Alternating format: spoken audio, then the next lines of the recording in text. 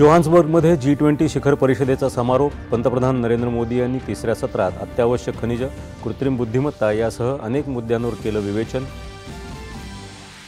Bharat, Brazil, दक्षिण Africa यांच्यातल्या बैठकीत पंतप्रधान नरेंद्र मोदी यांनी IBAC डिजिटल नवोन्मेष आघाडी स्थापन करण्याचा मांडला प्रस्ताव।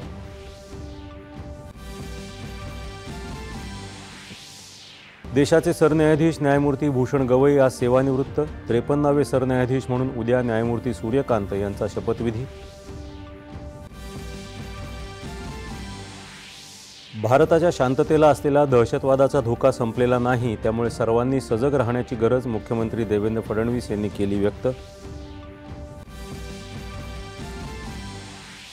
गोव्यात इफ्फी महोत्सवात ज्येष्ठ अभिनेते अनुपम खेर यांनी हार मानणं हा पर्याय नाही या विषयावर घेतला मास्टर क्लास।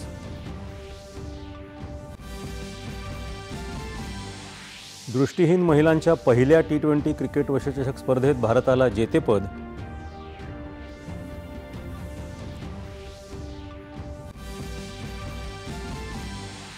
गुवाहाटी इथं भारताविरुद्धच्या दुसऱ्या कसोटी सामन्यात दक्षिण आफ्रिकेनं रचला 489 धावांचा डोंगर।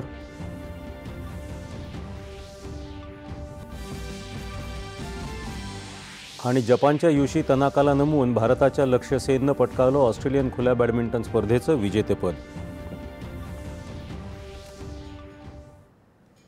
नमस्कार, 9:30